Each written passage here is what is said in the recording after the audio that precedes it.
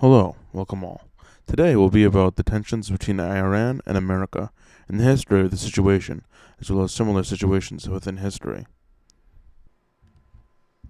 So previously, I've talked about the American Empire and its empire building. Today's video is a somewhat similar subject matter.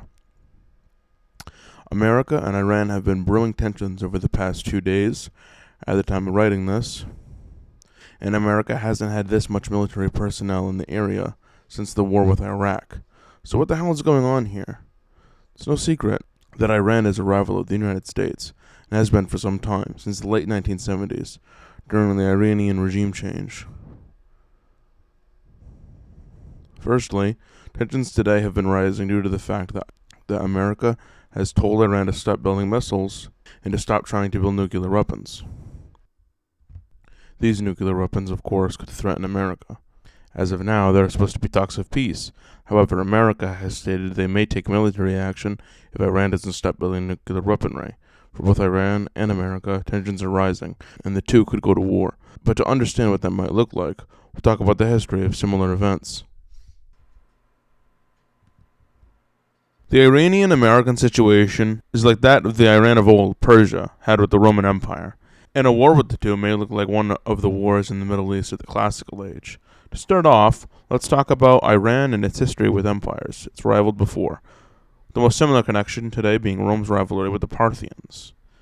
The Roman Empire and Parthian Persians competed for the Near East, more specifically, Armenia and Mesopotamia, which is much like America and Iran today, competing for parts of the Middle East, like Gaza or Yemen.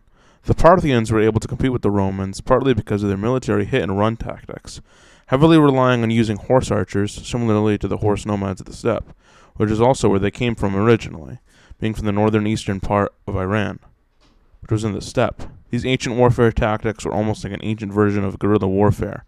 Early on, the Roman and Parthian rivalry started with proxy wars in Armenia, which would come to dominate much of their diplomacy and geopolitical situation between one another in the east. With the Parthians and Romans both seeing Armenia as a natural buffer state, but the Romans and the Parthians preferred not to go into total all-out war with one another. Rome, by the point of stretching its own borders to Persia, was already overextended, and also had other rivals to worry about, like Germanic tribes.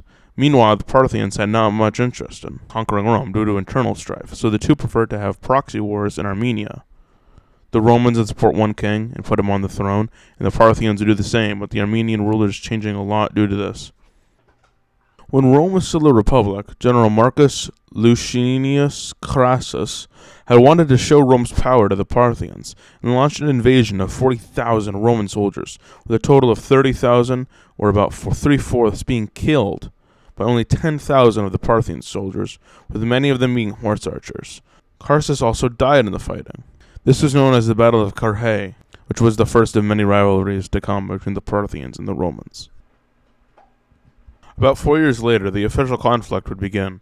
It was then because of the Armenian situation, due to the Parthians putting their king's brother on the throne, and not long after, Parthia would declare Armenia a vassal state, which of course, Rome wanted Armenia to remain a buffer state, so the Romans put Corbulo at the head of command, with him being described as a disciplined general by a historian of the time.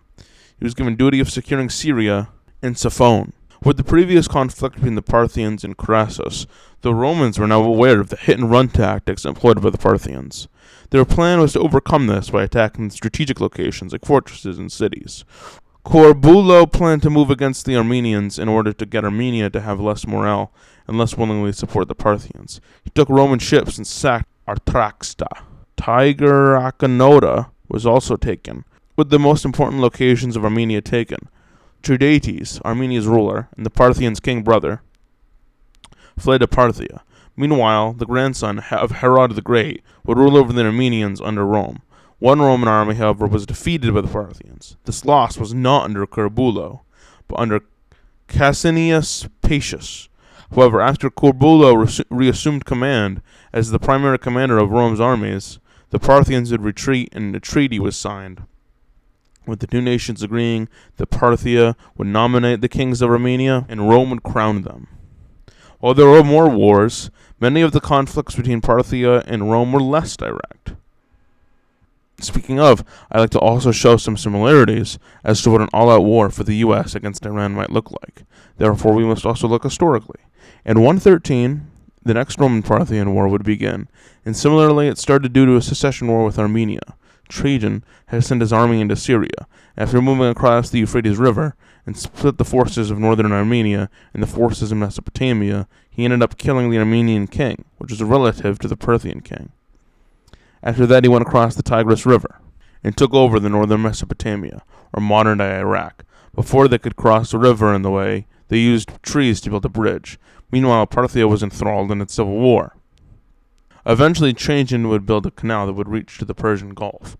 And after eventually crossing the river, they attacked the surrounding cities and even took the Parthian capital, and took Mesopotamia. During this time, Jews would revolt across the empire due to the province of Judea. However, many of the Parthians within Mesopotamia would also revolt, and Rome wouldn't be able to hold on to the territory.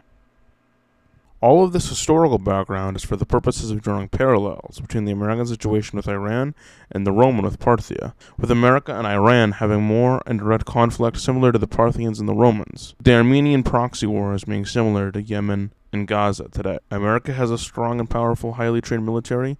Rome had a strong and highly powerful military. However, due to the hit-and-run tactics of the Parthians, much like how Iran today would likely have guerrilla warfare tactics, America also doesn't border Iran, much like how the Romans were overly extended with supply lines from Rome taking a bit longer to reach any deployed force. Similarly, America would need to send its own supply lines from the sea.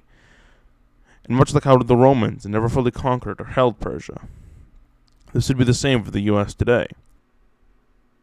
The Romans spent quite a lot of men and resources during their wars and rivalries with the Parthians, with tens of thousands of men dying, and the cost being shown that historians had said much of their treasures had been spent during the conflict. What was it for in the end?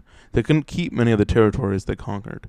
They didn't even have the national pride of obtaining victory every time. Let's try to learn from Rome. A conflict with Iran today for America would be similar to Iraq in terms of most recent wars. But even then, Iran is far larger and far more mountainous. A war between America and Iran would look much more like the Iraq War, but due to the logistical issue, may look more like Afghanistan, but with a larger area and larger population, which is largely why the U.S. has traditionally sought more indirect conflict. To take a page from Rome's book would be key to American governments in the same sense of what we can learn from their mistakes. Like mentioned before, both Iranian tactics of old and of the modern day would be much of the same, even with highly trained soldiers on the other side. But also we can learn from the war Trajan had waged, and when the Romans experienced revolts from Mesopotamia after they conquered it, this would be the same with America's conquest of Iran, likely being exactly the same. That being, even if the U.S. had won, it would only be a temporary victory, and Iran would revolt shortly after. I've previously compared American wars against Iran to Afghanistan or Iraq. While logistically, this would be the case, terrain-wise as well.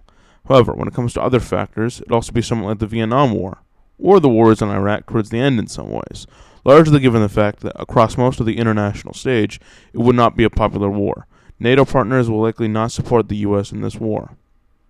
It's also very plausible a big portion of the U.S. population won't want war with Iran, with it likely being seen as a conflict not for the interest of the people. I compare it to Vietnam largely because there would likely be widespread protests condemning American involvement within the war, with many people not supporting America at home. If the nation's people don't support the war, then what is it even really for? I recently mentioned that the support for an American war in Iran wouldn't be popular on the home front, much like during the Vietnam War. That many of the American home front didn't support the war then. It certainly didn't help Johnson that civil rights leaders like MLK ended up denouncing the war. This would likely be the same today, with many people not liking America's declaration of war on Iran, both on the right and the left. With only 16 to 27% of people being in favor of such a war, with about 60% opposing it. I mentioned previously it wouldn't be popular with the international community. This is largely because most of the countries in the UN, for instance, wouldn't have much vested interest against Iran. And while Israel and Saudi Arabia may support it, I couldn't imagine too many other states would. Overall, a war in Iran would be a grueling and arduous task that much of the nation wouldn't back. Let's take a lesson from the greatest empire that ever existed, and not involve ourselves in a war that would be more trouble than it's worth. That concludes US, Iran, and what can be learned from history. Thank you for watching.